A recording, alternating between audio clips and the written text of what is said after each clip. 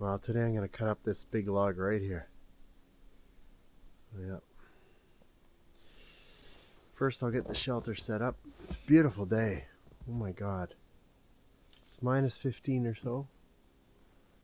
But I'll get the I get the wood stove going in the shelter, and because it's right here, why not?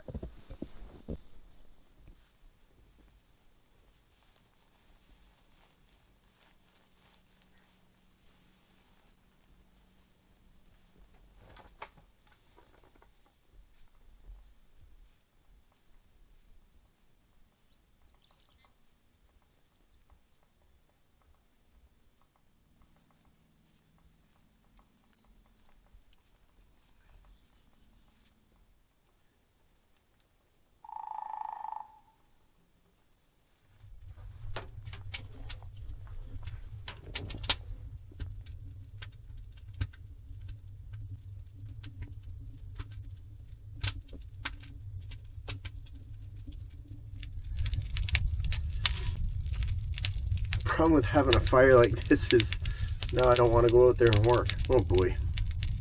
Anyway, let's get this snow off of here.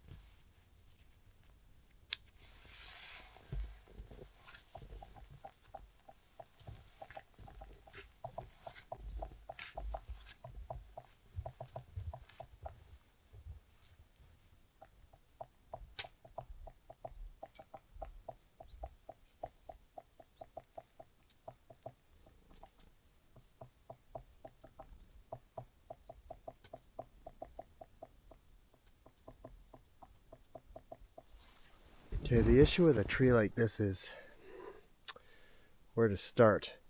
You don't want to start at the butt end here, because it'll hang for sure. Bind your saw. You'll start down here. The other end is buried in snow. So what I'm hoping is, once I cut this, this will settle down and lift that end up. Who knows? I think I'll cut right dead center. Okie dokie, here we go.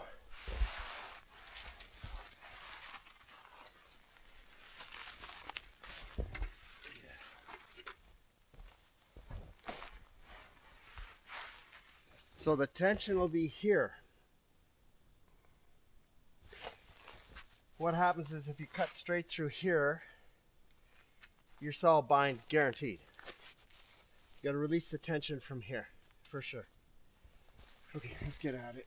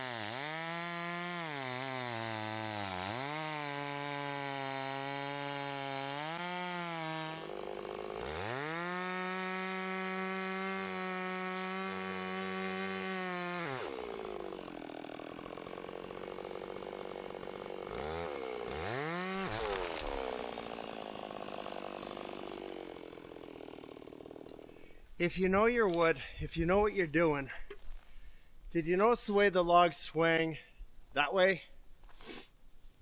If I was cutting from here, I'd be hit. For sure. It's just experience. I mean, what else can I tell you? Anyway, dangerous stuff, okay? Super dangerous stuff. I'm going to cut the rest of this up, and then I'll get back to you. So you can see the rot in this thing, eh? But I'll still get some wood out of that. Like, I'll just cut the core out, that's all. Then here, because I'm cutting on the ground, always use wedges if you can.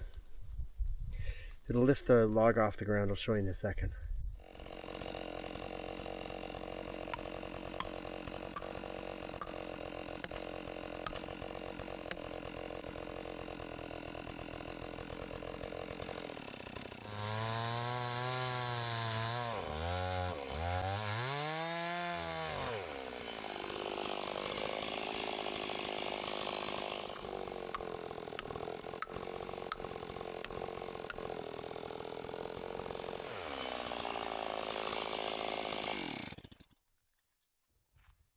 So what happens when you drive a wedge in, the log lifts, which takes it off the ground in case there's some rocks or anything. It doesn't mean you're not going to hit rocks, you may.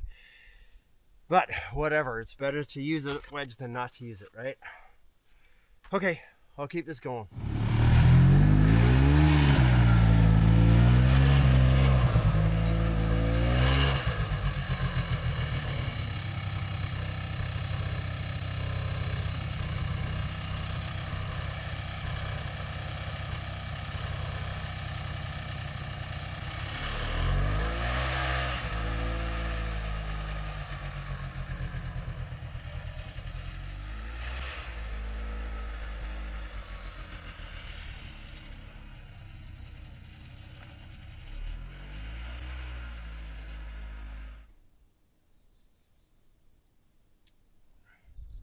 I mean, look at this day.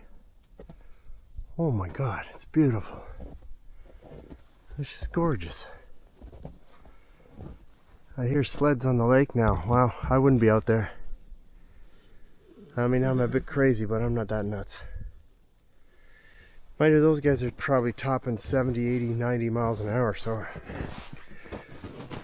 not on this little Bravo. No chance. Okay, splitting time. Yeah. I can't get the wood down there. Well, I could if I brought a shovel. I'm not doing that. I'll do it in the spring. And I'll show you something here. Nice hemlock here. So, sorry. Look at this in here. It's all rot. I mean, there's a couple pieces I could get out of this, but I think I'll let her turn to soil. That's what I'm gonna do. See what we get. There's the spore. There's the fungus right there. Now, that's the fruiting body of the fungus that's within the tree, right? Okay, work time.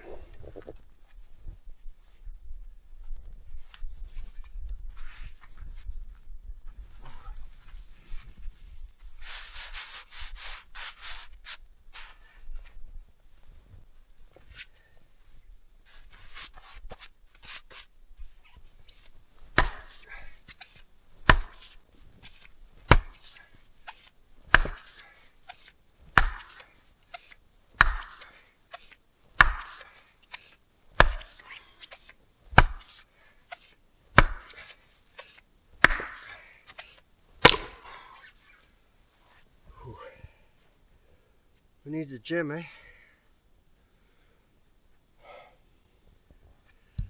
I got 1, 2, 3, 4, 5, 6, 7, 8, 9, 10, 11, 12, 13, 14, 15, 16, 17 of these to do. Oh joy.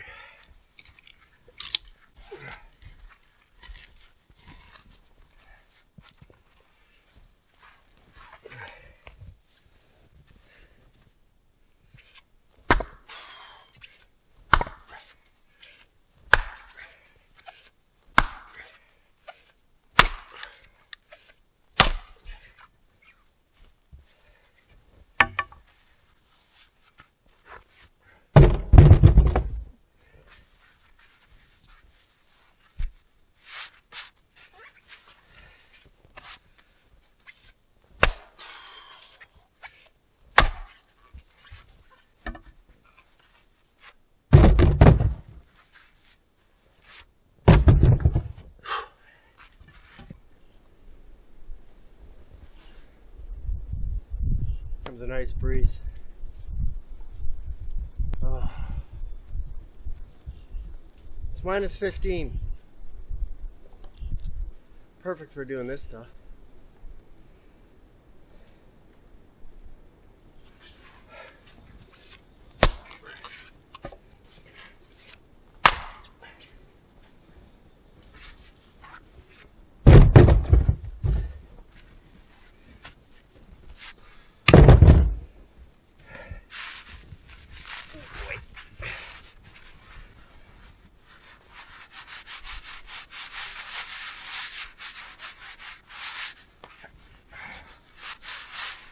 I don't know about this one.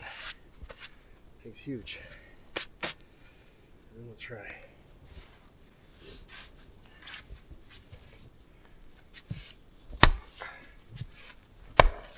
Here we go. One more. Yes. Fun, eh?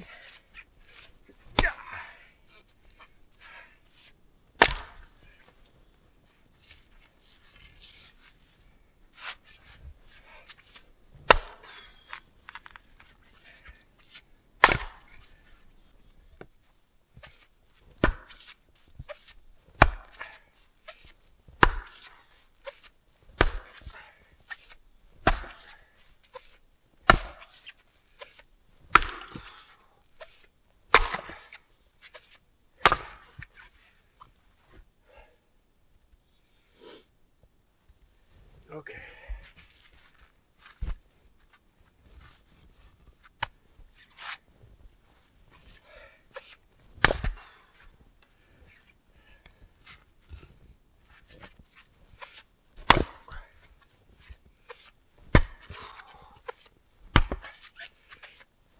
Yeah, that's where the tree's been damaged. I'm not getting through that. Yeah. Let's try it this way. Right here. Right there. Maybe. Yep. Okay, that's it. That's enough for the little Bravo. More than enough. Stack the rest here.